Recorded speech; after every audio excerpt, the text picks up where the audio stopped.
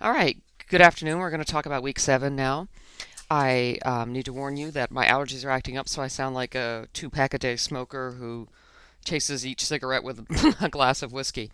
Um, so I did want to take a step back to week 5 when we talked a little, the book chapter was talking about arguments, and I saw this in your discussion posts and some of your journal posts that a conflation of the argument as it's presented in the book, which is a reasons plus conclusion, with an argument as a fight and as a source of conflict. And that's not how it's interpreted in this book and in critical thinking.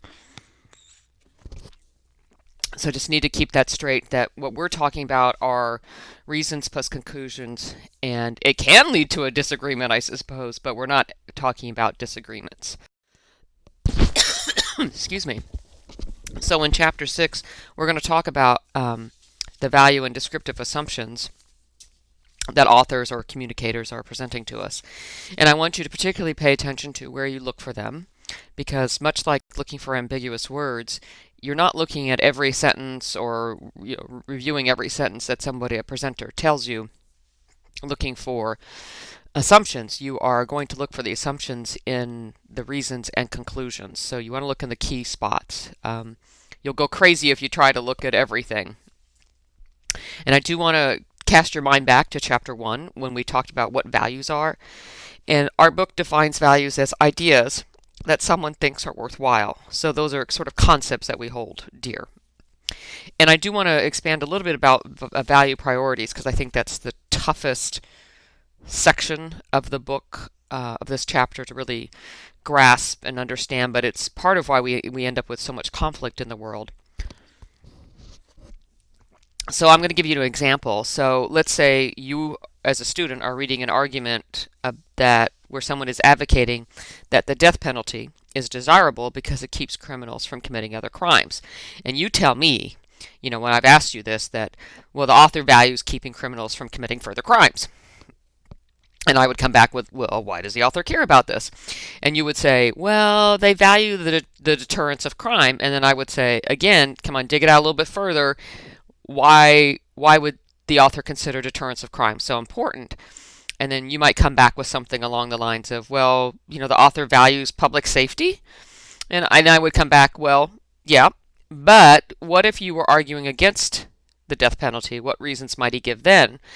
And what value might underlie the reasons? And so, after you thought about it for a while, you might come back to me with, well, maybe they think governments shouldn't kill people, and that's the value of the value of being representative is the value of the sanctity of life. So, and then I would say, well, what's the value priority then? And so, the initial author who's advocating for the death penalty, the assumption is that public safety is more important than the sanctity of human life. It's not saying that this author doesn't value human life. It's just saying when you compare those two things, when you're pitting them against each other, in this case, the author is coming down on the side of public safety. I would think that all of us value public safety, and we also value human life. It's just sometimes they come up against each other, and you have to pick one or the other.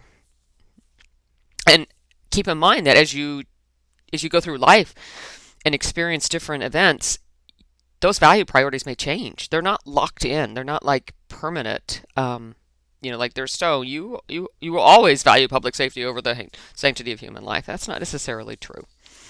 So keep that in mind while you're reading chapters. I do want to give you a heads up about next week, which is week 8. So that's the week that starts February 29th. We will not be having a discussion forum for week 8. I know. Put away your Kleenex. I'm sure you're crying about it. Instead, you're going to meet with me. So the way you're going to do this is I've created a Google spreadsheet with some time slots available. You're going to go to the spreadsheet. You're going to fill in the 30-minute time block that works for you. I actually anticipate the meetings will take more like 10 minutes, not 30 minutes, but I thought it's safer to block out 30 minutes. You will either meet with me in person, via the phone, via Skype, or Google Hangout. When you put it in the block, let me know which one you prefer, and then I will contact you to confirm the time and the method that we're going to meet by. Also, you need to contact me if none of the times work for you. in week after when we come back from spring break, I want to give you a heads up that I'm going to resort the discussion groups.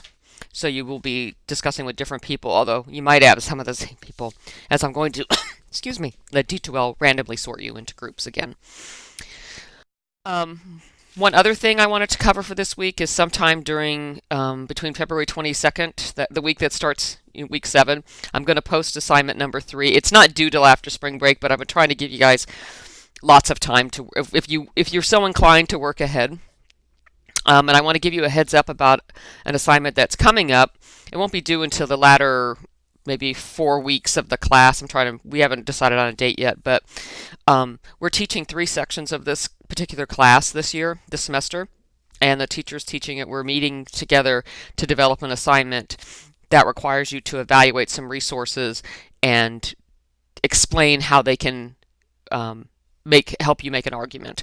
So we need to get you past the point in the book where we talk about evaluating evidence, so that it's going to be due a little later in the semester. So I just want to give you a heads up about that. As soon as we have the assignment complete, I will post it, and then we can start talking about it. All right, great. I look forward to another good week.